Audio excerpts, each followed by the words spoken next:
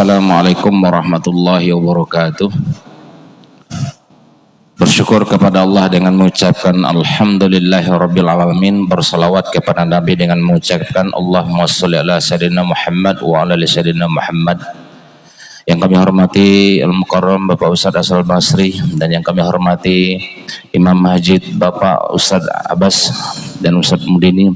Yang kami hormati Ketua DKM Masjid Baitul Ilman Bapak Nana Surena beserta jajaran, dan juga yang kami hormati seluruh jamaah ba'da sholat maghrib yang dirahmati Allah, yang tidak bisa kami sebutkan satu persatu namun tidak mengurangi salam takzim kami. Puji syukur alhamdulillah kita bertemu kembali dalam Kajamal di pekan pertama di bulan Juni ini. Marilah kita sama-sama kita membacakan umul kitab, fadilahnya kita niatkan semoga apa yang disampaikan oleh guru kita bisa menjadi ilmu yang bermanfaat dan kita amalkan dalam kehidupan sehari-hari. Dan juga kita niatkan fadilahnya umul kitab ini untuk kesehatan kita, senantiasa hati, pikiran kita senantiasa istiqomah dan juga selalu sehat dalam beribadah. Al-Hadiniyah Hidratin Nabil Mustafa Muhammadin sallallahu alaihi wasallam. Al-Fatihah. A'udzubillahi minasyaitonirrajim. Bismillahirrahmanirrahim. Alhamdulillahirabbil alamin.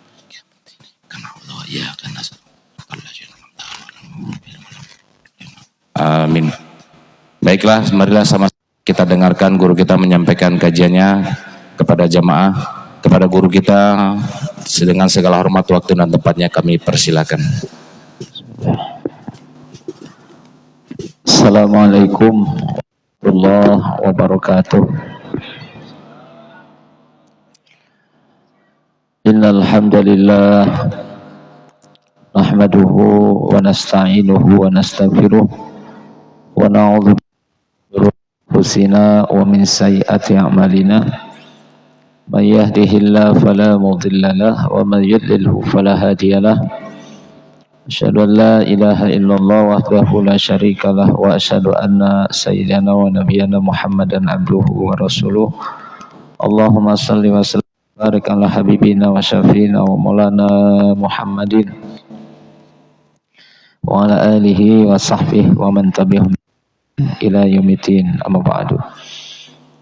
Para jamaah salat maghrib Allah muliakan, alhamdulillah segala puji bagi Allah. Malam ini kembali Allah berikan kita kesempatan, diperkenankan, dimudahkan untuk melangkahkan kaki dari rumah masing-masing menuju masjid melaksanakan perintah yaitu sholat maghrib secara berjamaah. Dan juga setelah melaksanakan sholat, kembali lagi Allah pilih kita dari sekian banyak yang sholat di masjid. Allah tahan diri kita ini untuk duduk dalam majlis ilmu. Mudah-mudahan dengan barokah ya duduk majlis ilmu, Allah ampuni dosa kita semuanya, amin ya rabbal alamin. Salawat ring salam kita sanjungkan kepada junjungan alam Nabi kita Muhammad sallallahu alaihi wasallam, kepada keluarga beliau, para sahabat sahabiah, dan juga seluruh umat yang istiqomah melaksanakan, mengamalkan sunnahnya, amin ya rabbal alamin. Kajian kita akan mengulas tentang 3 perkara yang menyelamatkan, 3 perkara yang membinasakan, 3 perkara yang mengangkat derajat, dan 3 perkara yang bisa menggugurkan dosa. Mudah-mudahan waktunya cukup. Wa an Abi Hurairah radhiyallahu anhu, hadis dari Sayyidina Abu Hurairah radhiyallahu anhu, annahu qala, bahwasanya beliau berkata, Nabi sallallahu alaihi wasallam, Nabi bersabda, salasun munjiyatun wa salasun muhlikatun wa salasu darajatun wa salasu kafaratun. Ada 3 perkara, kata Nabi, munjiyatun, ada 3 amalan yang bisa menyelamatkan manusia baik dunia dan akhirat. Dan juga kata Nabi ada 3 perkara muhlikat yang membinasakan dan menghinakan manusia baik dunia dan akhirat. Wasalasu darajatin, 3 perkara yang bisa mengangkat derajat. Wasalasun kafarah, dan 3 perkara, 3 amalan yang bisa menggugurkan dosa. Ya, kita ulas. Pun amal munjiat, adapun amalan yang bisa menyelamatkan kita baik dunia dan akhirat, yang pertama fa khusatullahi ta'ala bisirri wal alaniyah, yaitu rasa takut kepada Allah sir alaniyah, dalam keadaan sendiri maupun fisri sendiri, tersembunyi, aniyah terang-terangan. Amalan pertama yang bisa menyelamatkan, ya, apa itu? Menanamkan sifat khasyah. Khasyah itu artinya takut kepada Allah. Kapan itu sifat? Baik dalam keadaan sendiri, kita menyendiri, nggak ada orang, walaupun ketika lagi bareng-bareng sama orang. Apa itu khasyah? Khasyah itu al-imtisalu bi awamirillah wastinabun nawahi, kemampuan diri untuk melaksanakan perintah Allah dan kemampuan diri untuk meninggalkan larangan Allah. Intinya begini Pak, salah satu amalan yang menyelamatkan kita adalah sifat takwa, dan ini kita berlakukan dimanapun kita berada. Sifat takwa tidak terbatas oleh satu tempat. Artinya jadi baik, orang takwa ada kemampuan kita meninggalkan maksiat bukan hanya di satu tempat doang. Ya, contoh masjid. Saya yakin Pak, saya yakin sekali Bang, bahwasanya orang-orang yang kumpul di masjid ini orang-orang takwa semuanya. Ya, orang-orang yang ahli ibadah semuanya. Dan ketika di masjid nggak berani kita maksiat di masjid. Ada yang berani ke masjid bawa miras, mabok bareng di masjid gitu, ada nggak? Nggak berani. Sholat sanggup, miras nggak berani Pak Ustaz. Ada nggak yang berani ke masjid bawa remi, bawa gaple, main judi di sini? Ada yang berani? DKM bikin program setelah maghrib main gaple bersama, ada nggak? Nggak berani dia. Masjid Pak Ustaz. Ya.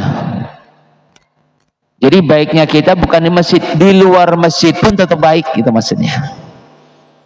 Kalau di masjid kita bisa ibadah, di kantor juga ibadah. Kalau di masjid kita bisa menahan diri perbuatan maksiat, di kantor juga sama, jangan maksiat. Itu namanya fisri wal alaniyah.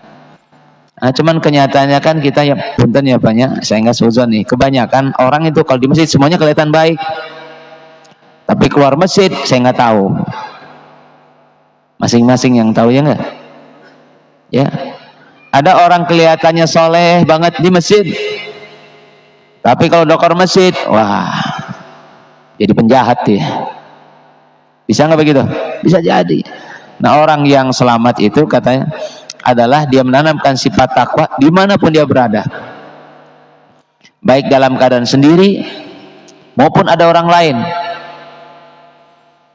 Kita kebanyakan Pak, untuk melakukan hal-hal yang jelek biasanya ada perasaan malu, betul nggak? Ada malu gitu loh. Malu sama siapa? Malu sama teman, malu sama tetangga.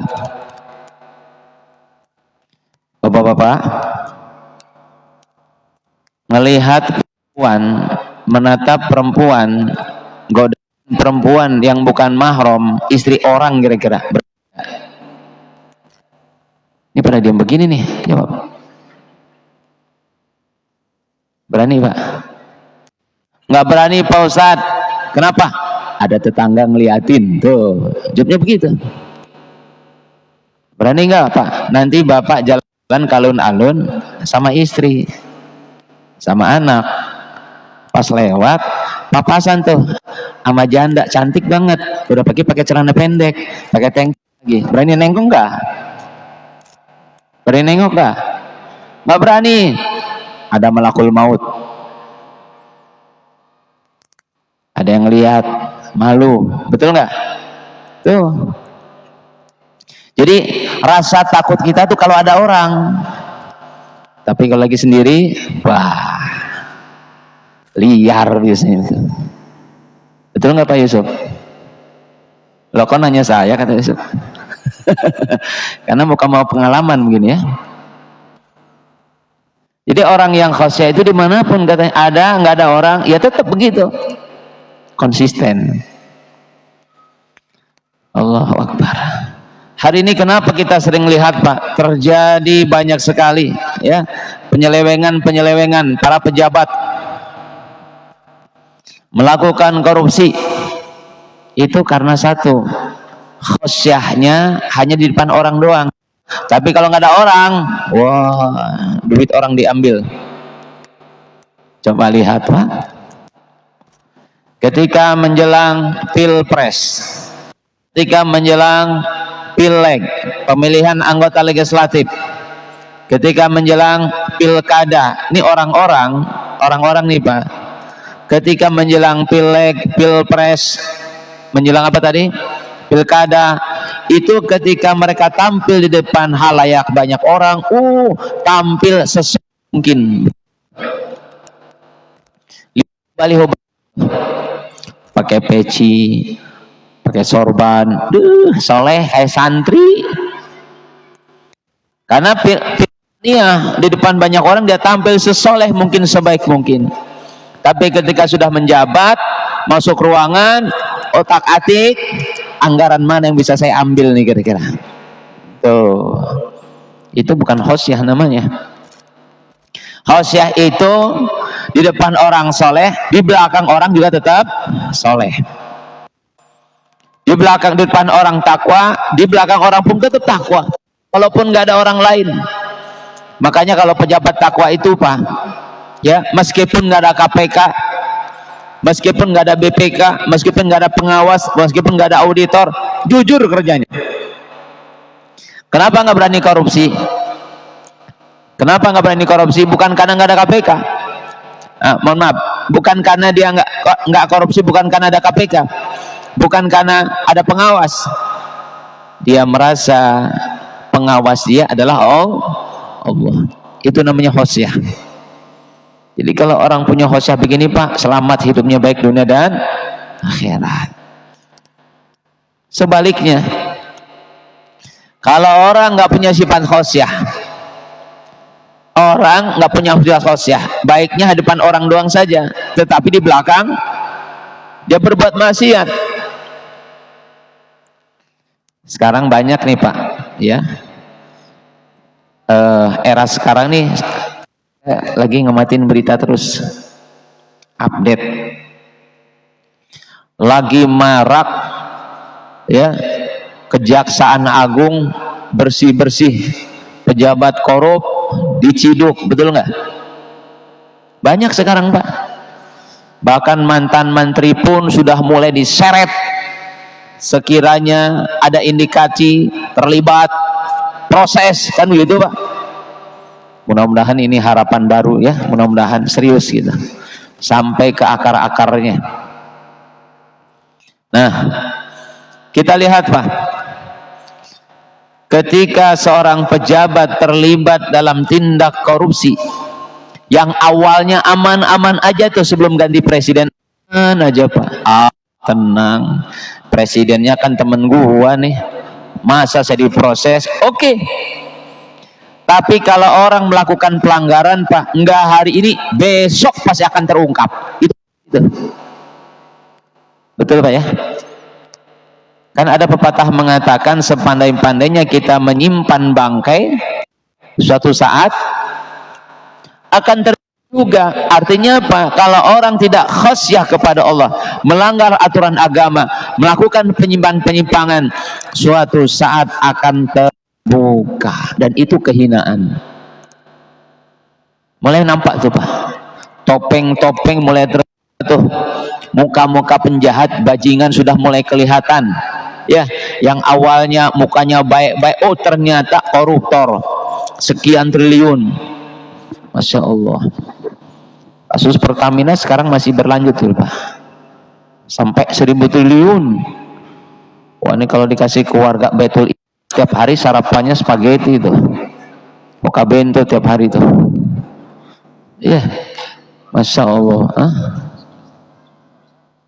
Kalau nasi uduk nggak bisa habis tuh 10 tahun itu. Ya, Pak. Jadi kalau orang tidak khosyah ya begitu kira-kira. Orang khosyah Allah muliakan, Allah selamatkan. Orang yang tidak khosyah pasti Allah akan suatu saat keburukan itu pasti akan terungkap. Kalau jadi pejabat aman, amanah, benar kerjanya, insya Allah aman Pak, betul nggak? Tapi mereka-mereka yang tidak punya sifat khosyah, nggak takut pelanggaran, merasa hukum bisa dimainkan, tapi hukum Allah nggak bisa dimainin. Itu ya. Jadi itu yang pertama. Apa amalan supaya kita selamat? Tanamkan sifat takut kepada Allah. Ya, orang ini saya yakin Pak nggak berani berbuat macam-macam kalau dia punya keyakinan Allah Maha melihat, betul nggak? Allah Maha menatap, Allah Maha mengawasi, dan Allah nggak pernah tidur. Di PT karyawan, walaupun hampir semua karyawan, hampir semua perusahaan Pak, setiap sudut itu udah pasang CCTV, termasuk di mana-mana dipasang CCTV. Itu kenapa dipasang Pak? Untuk apa? Untuk pengawasan, betul nggak? Untuk pengawasan, antisipasi supaya tidak hal-hal yang tidak kan, setidaknya itu mikir gitu. Tapi kalau orang memang mentalnya nggak ada khosyah ke Allah Pak, semua bisa diakalin, betul? Karena mentalnya udah mental jelek, semua bisa diakalin. Nah, orang yang khosyah, ada kamera, ada CCTV, tetap dia berbuat baik. Walaupun nggak ada CCTV, dia berbuat buruk. Karena dia tahu Allah Maha lihat. Dan CCTV Allah nggak rusak Pak. Malaikat yang mendampingi kita siapa? Mungkar wa nakir standby terus, nggak ada ngantuknya, siap mencatat dan bakal jadi saksi nanti di akhirat. Apa yang kita lakukan, dua-duanya standby. Nah, orang yang khosyah berpikir gitu, mungkin melakukan. Yang kedua, wal qasdu fil fakri wal gina. Amalan yang menyelamatkan adalah al qasdu fil fakri wal gina. Al qasdu artinya bersikap sederhana. Bersikap sederhana fil fakri, pada saat dia hidup fakir, wal gina, dan pada saat dia hidup kaya raya. Atau dengan kata lain Pak, amalan kedua, orang hidup ini biasa-biasa aja, tidak boleh berlebihan. Berlebihan ketika kaya raya jelek Pak. Orang kaya berlebihan, timbulnya apa? Sombong. Iya, duit punya, harta banyak, tapi kalau overacting, timbulnya akan sombong. Rumah pengen dibagus, kenapa? Biar kelihatan keren, yang lain jadi jelek. Biar kelihatan kayaknya, bagusin rumahnya. Mobil yang paling mewah, yang paling update, biar apa? Biar kelihatan orang kayanya. Baju yang paling mahal, biar kelihatan orang kayanya. Ini namanya berlebihan ketika jadi orang kaya. Orang yang selamat, walaupun dia kaya raya, tetap sederhana. Dan ini menyelamatkan Pak. Baru-baru ini ya, belum lama dah, viral di TikTok. Saya nggak punya TikTok Pak, berita aja. Alhamdulillah nggak punya. Bung, aing mambung lah. Ya, saya cuman punya WA doang, yang lain nggak punya yang lain. Itu sempat viral, katanya ada berita kejadian di Bogor. Mak-mak pasti paham nih beritanya. Ada seorang ibu-ibu yang mencoba untuk flexing, tahu flexingnya? Non flexing teh, pamer. Dia mau flexing Pak, pamer rumah barunya. Dia coba ngevlog begitu kan. Ini rumah baru saya, ini mobil saya, ini sofa, ini kamar. Dia pamerin tuh rumah barunya. Selang 2 hari dirampok. Gara-gara di flexing di medsos, kemudian beberapa hari kemudian dirampok, suaminya meninggal dunia. Tuh, karena jadi orang kaya lebay. Coba kalau orang kaya sederhana, kira-kira mancing nggak? Nggak bakalan mancing. Istri bapak nih, bapak punya duit miliaran, istri kita dikasih tuh, mah aku kasih duit kamu nih 1 miliar, beliin tuh perhiasan, dipakai anting, dipakai cincin 10 jari, gelang udah kayak gelang orang India aja tuh, rasa kresek tuh. Ya, terus istri bapak jalan tuh ke pasar, mancing nggak tuh kira? Mancing kriminal. Itulah dampak berlebihan. Maka jadi orang kaya nggak masalah, banyak duit nggak masalah, tapi bukan untuk dipamerin, betul nggak? Kaya yang benar itu adalah kaya yang sederhana, tidak berlebihan, tidak menyakiti orang miskin, tetapi kekayaannya ditasarrufkan, digunakan untuk kepentingan umat. Kaya tapi rumahnya sederhana, kaya tapi mobilnya sederhana. Dikomentari sama temannya, Pak, bapak kan kaya raya, bisa aja bapak beli, kenapa nggak beli rumah bagus? Dia bilang, bisa saya, rumah harga 10 miliar saya beli bisa. Terus kenapa nggak beli? Rumah saya cukup harga 100 juta 200 juta, yang penting sisanya saya gunakan untuk nyumbang anak yatim, katanya. Saya bangun pesantren buat anak yatim, saya bangun pesantren buat orang-orang duafa, saya biayain anak-anak yang tidak mampu. Nah, ini orang kaya yang benar tuh begitu, bukan untuk memperkaya diri. Hidupnya stylenya sederhana, dan insya Allah selamat nggak Pak? Selamat. Orang seneng sama dia, kenapa? Hartanya digunakan untuk kebaikan, betul nggak? Tapi kalau orang kaya digunakan untuk flexing, pamer aja, berlebihan, ya, berlebihan dalam kekayaannya, justru jadi cemoohan, justru bisa mengundang bahaya. Itu makanya bapak kasih tahu sama istri bapak ya, kalau punya barang apapun jangan suka dipamerin, ya. Itu tuh termasuk sederhana dalam kefakiran. Orang fakir Pak, jadi orang fakir itu bukan kehinaan, jangan salah ya. Orang kaya bukan satu kemuliaan, orang fakir bukan sebuah kehinaan. Yang benar itu gimana? Ketika Allah tentukan seseorang itu jadi orang fakir, jadilah orang fakir yang sederhana, jangan lebay. Lebay Pak, mentang-mentang teboga duit, mukanya diperot-perotin biar kelihatan nelongsonya gitu, supaya orang lain ibah, supaya orang lain kasihan. Ini namanya lebay dalam kefakiran.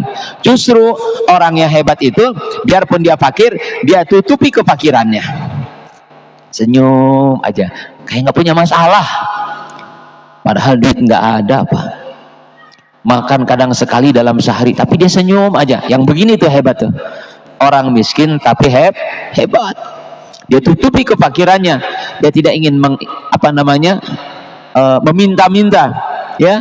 Dia tidak ingin mendapatkan harta dengan cara menghinakan dirinya, dia tetap menjaga kehormatan dirinya. Ini orang fakir yang al-qasdu. Nah, termasuk kita ya Pak ya, pelajarannya adalah supaya kita selamat kondisi apapun yang kita alami. Karena kadang-kadang kita punya duit, kalau punya duit jangan berlebihan, biasa-biasa aja. Pada saat kita nggak punya duit pun biasa-biasa aja. Jangan kita mempertontonkan ke orang lain seolah-olah, wah tolong saya dong, nggak usah ya, karena itu satu kehinaan. Nauzubillahi min dzalik. Itu yang kedua. Lalu yang ketiga, apa amalan yang menyelamatkan? Wal adlu fir ridho wal ghadab, bersikap adil pada saat ridho maupun dan pada saat marah. Berbicara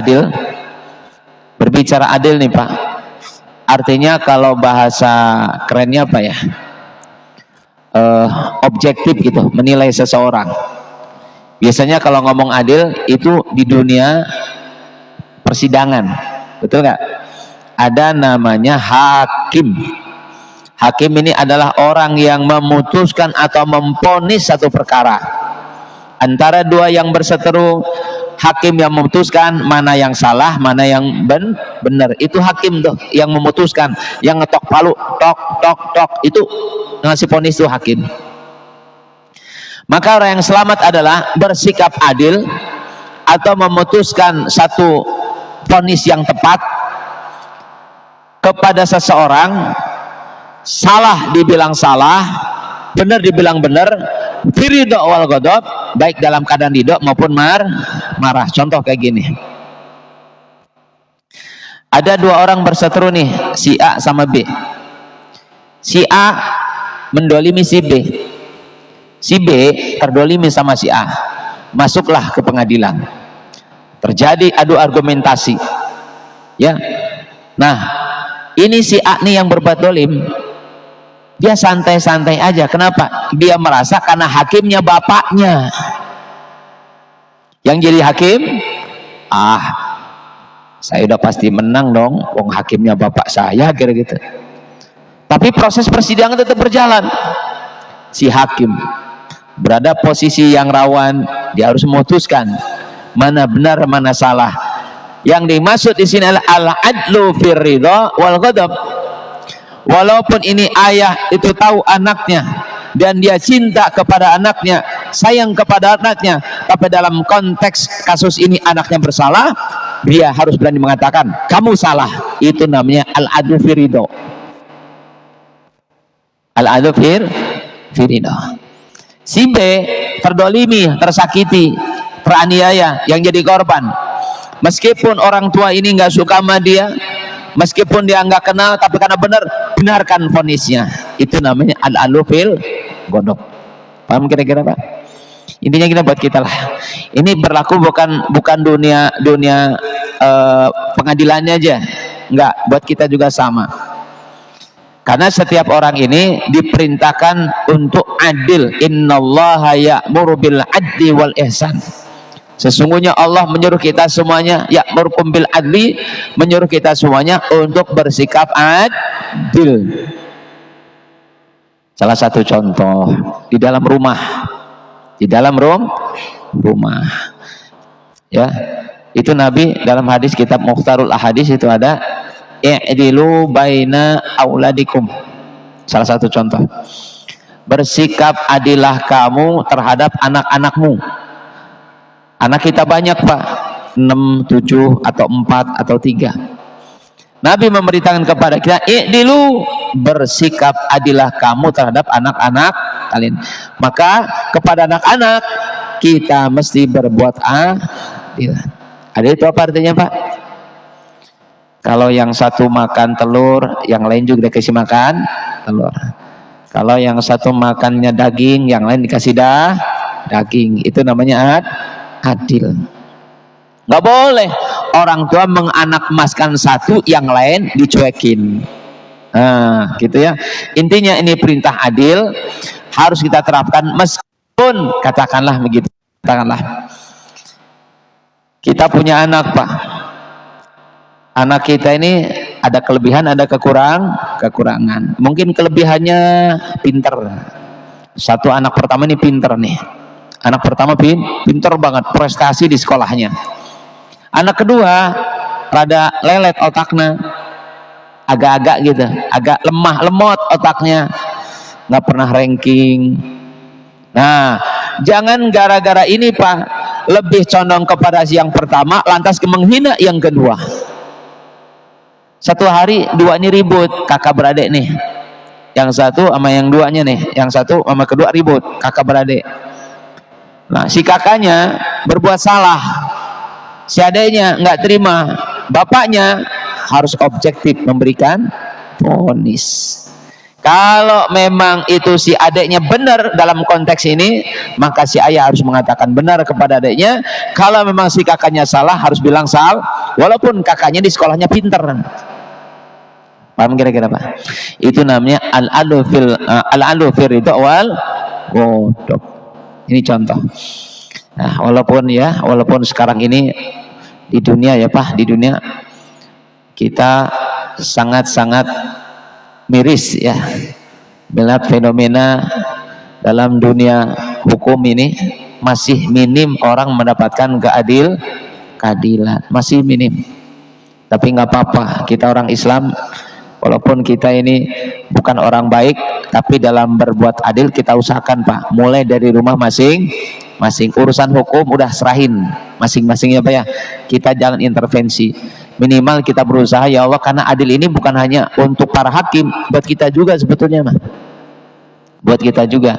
Bagaimana kita bersikap adil dalam menilai seseorang lah, artinya mesti objektif, jangan subjektif gitu ya.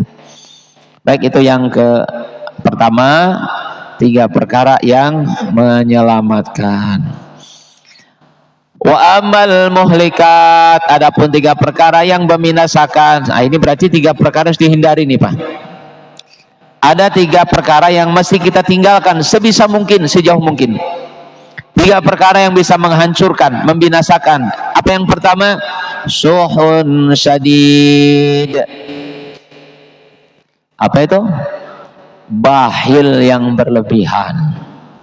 Sifat bakhil berlebihan banget Pak.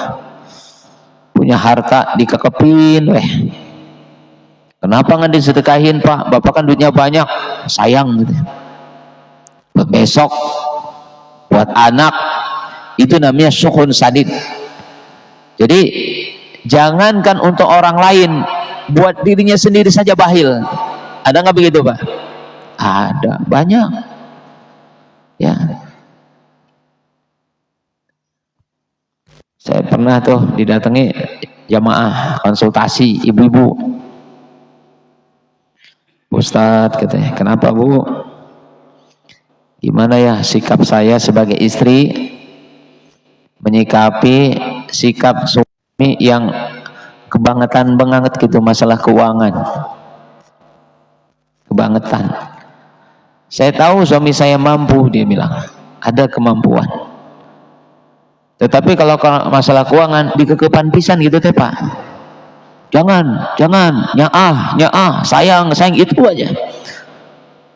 Oke lah dia nggak ngasih ke orang lain, tapi ketika anak saya punya keinginan, katakanlah anak-anak namanya juga ya, anaknya masih kecil, minta boneka, minta mainan, wajar nggak kira-kira Pak?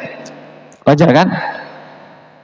Itu nggak pernah dikasih sama bapaknya. Wah, itu namanya suhun sadid. Pelit berlebihan. Masa iya buat anak sendiri nggak pernah dikasih. Dia cerita pula, Pak Ustadz, ada istri saya di situ, baju aja nih, dia bilang, pokoknya kamu nggak akan saya beliin baju sebelum bolong bajunya. Begitu katanya. Waduh, kebangetan cekeng mah. Nunggu bolong heula cenah kakak dibelikan. Parah iya mah Pak. Duitnya ada. Yang kayak gini berlebihan nggak? Berlebihan, nggak usah lah ya. Justru sebaliknya kita nih, kalau orang Sunda mau berehan, berehan teh Pak. Berehan. Ringan tangan, bukan ringan tangan nampol orang ya. Ringan tangan teh sedekah gitu. Anaknya, ayah, oh beli. Begitu tuh berehan, nyenengin orang. Karena Nabi dalam satu hadis, afdalul a'mal idkhalus surur.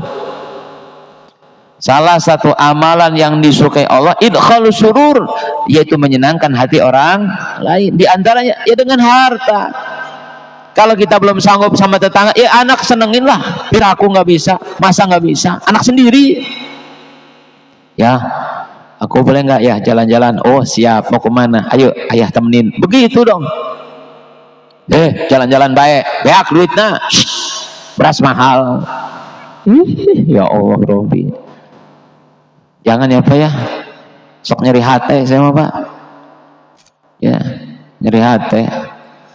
Allah, jangan. Jadi ini termasuk hal yang akan membinasakan. Ya, apa itu? Suhun sadid, sifat bakhil yang berlebihan. Nggak ada orang kaya gara-gara pelit, nggak ada Pak, betul nggak? Yang ada malah miskin terus, kurang takut. Orang kaya itu karena apa? Rajin memberi, bersedekah. Lalu yang kedua, wahawaun mutabaun. Perkara yang kedua yang bisa membinasakan manusia dunia dan akhirat adalah apa? Selalu memperturutkan hawa nafsunya. Nafsu Pak. Saya sering sampaikan ya, dalam diri manusia itu ada dua kekuatan yang saling tarik menarik, masing-masing punya kepentingan. Yang pertama akal, yang kedua hawa nafsu.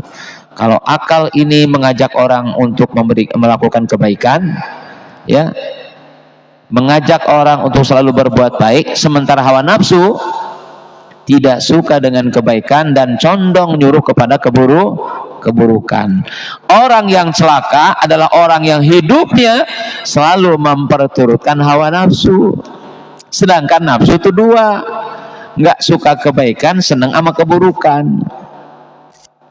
Apa tanda-tandanya orang yang memperturutkan hawa nafsu? Kalau diajak kebaikan susah Pak, diajak ngaji susah, banyak alasan. Diajak sholat susah, banyak alasan. Tapi kalau diajak berbuat maksiat, getol Pak. Ngaji yuk, aduh lagi pegel nih habis kerja. Temennya datang Len, bro ikut aku yuk kemana, nonton dangdut tuh, ada hajatan, cakep, oh ayo siap gitu katanya. Kan on begini Pak. Diajak sholat susah, diajak nonton dangdut kenceng. Ada begitu di sini ada? Nggak ada, insya Allah ya.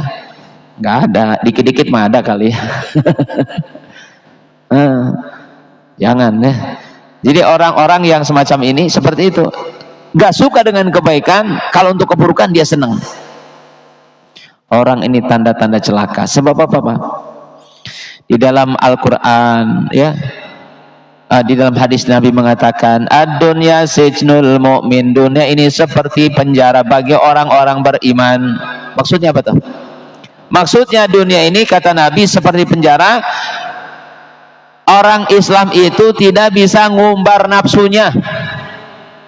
Dia mau zina nggak bisa karena di penjara. Nafsunya di penjara. Di penjara sama apa? Sama hukum, sama syariat.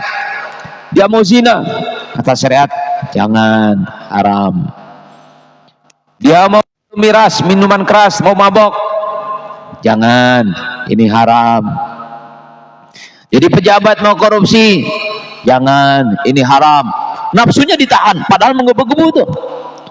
Padahal kata nafsu, ayo Pak, Bapak kan lagi menjabat, kapan lagi jadi kepala dinas, jadi kepala departemen, jadi menteri, jadi presiden, ayo kapan lagi, kata nafsu. Tapi karena dia orang beriman, jangan, ditahan di penjara nafsunya. Jadi orang beriman seperti hidupnya, tinggal seperti dalam penjara. Tapi Masya Allah, kalau dia bisa bertahan untuk menahan hawa nafsunya, Al-Quran kan mengatakan, wa amma man khafa maqama rabbih nahan nafsa 'anil hawa fa innal jannata hiyal ma'wa. Adapun orang-orang yang takut kepada Allah dan dia mampu menahan hawa nafsunya, fa innal jannata hiyal ma'wa, maka sesungguhnya surga adalah tempat yang terbaik buat dia. Artinya apa? Balasan orang yang mampu menahan nafsu adalah surga. Nah nanti di surga, dalam surah Fussilat ayat 31, walakum fiha ma tastahi anfusukum walakum fiha ma tad'un. Orang yang ketika hidupnya menahan hawa nafsu, nanti di akhirat, nanti di surga, janji walakum fiha ma tastahi anfusukum, kalian akan mendapatkan semua yang diinginkan oleh nafsu kalian dulu. Dulu kita pengen begini, di dunia nggak boleh, haram. Nanti di akhirat nggak ada lagi yang haram. Aku kasih semuanya. Walakum fiha ma tastahi anfusukum. Kamu akan mendapatkan apa yang diinginkan oleh nafsumu dulu ketika di dunia. Allah kasih semuanya. Atau dengan kata lain begini Pak, ya bukan tempat kita ngumbar nafsu nanti dia. Sekarang gimana Pak Ustadz? Sabar gitu. Sabar, betul Pak? Nah ini ya maksudnya kita. Nah terakhir, wa ijabul mar'i binafsihi, perkara yang bisa menghancurkan dan membinasakan ijabul mar'i binafsihi, yaitu bangga diri. Ini bangga diri ini kakak adik sama takabur ya. Apa bedanya takabur dengan ujub? Kalau takabur itu sifat sombong secara fisik kelihatan Pak ya, secara fisik kelihatan. Orang sombong mentang-mentang kaya raya, pamer mulu, kelihatan. Dari muka kelihatan, dari gaya jalan kelihatan. Coba mun kalau orang sombong mun lempang kumaha Pak? Rada cangegang Pak. Udah kayak Gatot Kaca. Minggir-minggir, sultan arek lewat kan gitu Pak. Mentang-mentang ganteng, minggir, orang ganteng mau lewat, yang jelek tolong. Nah, ya.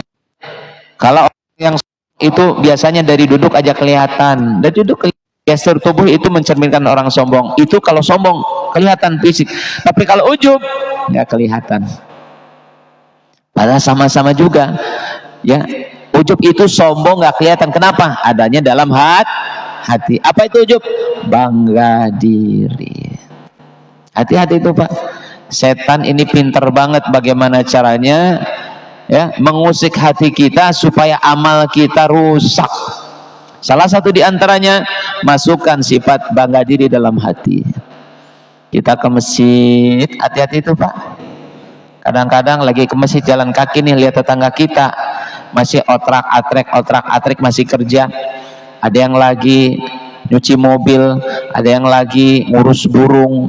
Dalam batin gini, kamu mah gak pernah ke masjid, kayak aku dong nih ke masjid. Itu setan itu Pak. Hati-hati tuh. Walaupun kita jasad sedang ke masjid, tapi setan sedang merusak amal kita dengan timbul sifat merasa kita lebih baik daripada dia. Ujub. Masuk masjid, bagus betul iman nih. Ini kalau nggak ada saya nggak kelar ini ya. Hati-hati pengurus DKM, ada pengurus DKM. Hati-hati jadi pengurus DKM. Nih kalau nggak ada saya nggak bakalan kelar ini kayaknya nih. Kata donatur, kalau nggak ada donasi saya kan nggak kelar ini, plafon apa keramik nggak beres ini. Saya yang kasih duit, tuh nggak ngomong dia Pak, tapi hatinya ngomong begitu. Itu namanya ijabul mar'i binafsi, sifat ujub bangga. Hati-hati, timbul sifat itu pun akan merusak amal kita. Nauzubillahi min dzalik. Saya kira cukup ya, waktunya sudah ini. Nanti PR 3 perkara yang mengangkat derajat dan 3 perkara yang bisa menggugurkan dosa pada pertemuan yang akan datang insyaallah. Itu saja ya. Adanallahu wa iyyakum ajmain. Assalamualaikum warahmatullahi wabarakatuh. Ini mau ada pertanyaan bisa? Boleh, nggak apa-apa kalau boleh. Oke, kita buka pertanyaan 1. Ya, silakan Bapak Doni. Waalaikumsalam warahmatullahi wabarakatuh.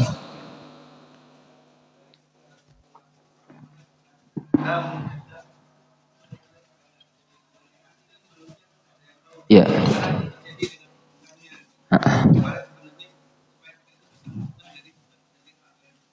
Ya, jadi gini. Pentingnya kita belajar ma'rifatullah ya Pak ya. Larinya ke tasawuf sebetulnya. Pentingnya kita belajar tentang ma'rifatullah. Artinya upaya kita selalu dekat dengan Allah, memahami Allah. Nah, supaya kita terhindar daripada sifat ujub semacam itu, maka ketika kita beramal, apapun amal, Bapak punya duit sedekah. Ya, punya duit sedekah. Nah, ketika sedekah, nisbatkan sedekah kita kepada Allah. Nisbatkan artinya apa? Hubungkan.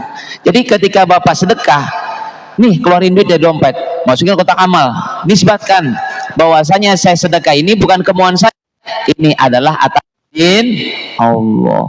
Jadi berbuat baik itu bukan karena kemampuan kita, bukan karena kemampuan kita, Allah yang mampukan kita sedekah tuh. Karena masih banyak orang kaya duitnya nggak bisa sedekah, karena nggak dipilih sama Allah Pak. Betul apa tidak? Gitu maksudnya. Jadi sebabkan ini artinya hubungkan dengan Allah. Kebaikan apapun yang kita lakukan bukan kemauan kita, Allah yang kehendaki kita berbuat baik. Bapak-bapak bisa ke masjid berjalan kaki, itu disebabkan diri. Ya Allah, alhamdulillah kaki saya digerakkan ke masjid. Banyak orang tetangga kita nggak bisa ke masjid, Pak, walaupun sehat juga kayak kita. Itu namanya menisbatkan. Nah kalau sudah itu mau nyombong nggak bisa. Dari mau Allah nu ngegerakan, betul nggak? Jadi bukan kita, itu namanya menisbatkan kepada Allah begitu. Bapak punya anak dipuji, wah anak bapak hebat ya, ranking 1, jangan sombong. Kadang-kadang kita bilang gini, gua gitu loh, bapaknya gitu loh, perasaan begitu Pak. Udah lagi Pak, anak pintar bukan karena bapaknya, Allah yang bikin dia pintar, betul nggak? Alhamdulillah Pak, dengan izin Allah anak dikasih kecerdasan sama Allah. Jangan puji diri. Dan kita mah nggak punya kemampuan bikin anak cerdas, betul nggak? Iya nggak Pak? Artinya apapun yang kita lakukan nisbatkan kepada Allah aja, sambungkan ke Allah, sambungkan ke Allah, sambungkan ke Allah. Hebat ya Pak ya, keluarga Bapak sakinah, tentram, adem ayem, romantis, harmonis. Coba yang lain pada ribut. Alhamdulillah Pak, karena Allah masih nitip sayang, rasa kasih sayang kepada saya, sehingga saya sayang kepada istri. Istri pun sama, Allah masih kasih sayang sehingga sayang sama suami. Jadi kami saling sayang gitu. Bukan karena oh saya kan suami yang setia, bisa jadi besok kepincut sama janda. Betul apa tidak? Siapa yang bisa mengendalikan hati orang? Nggak ada. Yang mengendalikan hati siapa Pak? Allah. Kalau sekarang Bapak masih setia sama istri, karena berarti hati Bapak masih dijaga sama Allah itu. Tidak sedikit Pak laki-laki yang selingkuh, banyak nggak? Mana orangnya di sini ada? Saya pengen lihat orangnya. Ada Pak. Berarti hatinya sudah Allah cabut tuh, sifat rahmatnya sudah dicabut. Makanya dalam Quran tuh ada tuh, wa min ayati an khalaqalakum min anfusikum azwajan litaskunu ilaiha wa ja'ala bainakum mawaddatan wa rahmah. Ada mawadah, ada rahmah. Allah akan berikan itu kepada orang yang menikah Pak, mawadah wa rahmah. Orang menikah biasanya kan landasan cinta, betul apa tidak Bapak? Ketika awal menikah karena atau gimana nggak cinta Pak Ustadz, meninggalis pisan eta ya. Calon istri Bapak cantik dulu, panggelisna pokoknya mah paling cantik, itu namanya mawadah. Tapi lihat jujur Pak, punten usia Bapak nih yang udah sepuh nih, kira-kira istri Bapak masih secantik dulu nggak? Jujur nggak katanya tuh, kan ini kata-kata jujur ya. Sudah mulai keriput ya Paknya, sudah mulai berubah, artinya lu udah nggak cantik. Tapi kenapa masih bertahan? Yang bertahan bukan mawadah tapi rohmah. Makanya antara mawadah warohmah selalu beriringan. Coba seandainya orang mawadah doang Pak, pasti sebulan-bulan, setahun 2 tahun cerai itu. Kenapa? Udah bosan lihat istrinya, bosan, udah nggak cinta lagi ya Pak ya. Kalau ibarat spare part udah mulai kendor lah gitu tanya. Tapi enggak, masih Allah tahan pernikahan sampai 50 tahun ya Pak ya. Bertahan tuh sampai punya anak cucu. Kenapa? Karena Allah kasih rahmah. Jadi kalau ada seorang suami setia kepada istrinya, bukan suaminya hebat, tapi masya Allah simpan rahmat di hatinya tuh gitu. Walaupun istrinya nggak cantik, tapi masih sayang, betul Pak ya. Tapi kalau ada suami yang nauzubillah KDRT, kekerasan kepada istrinya, selingkuh, pertanda rahmahnya dicabut itu, nauzubillahimin. Tuh, bisa jadi. Makanya Bapak jangan merasa, oh saya ini suami paling setia Pak Ustadz. Bisa berubah Pak besok. Bisa aja Allah cabut tuh. Tahu-tahu, ya. Jadi tipsnya gitu, setiap amal yang kita lakukan nisbatkan kepada Allah aja. Jadi nggak ada perasaan kita, nggak ada kita, semua terjadi karena Allah yang berkehendak gitu. Nah, terusnya.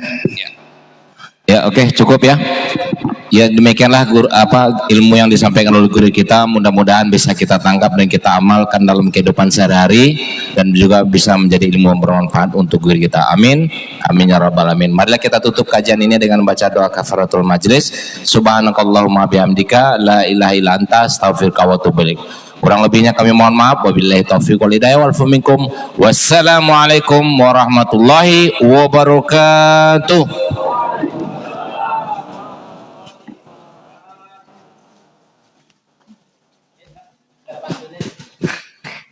langsung azan. Azan.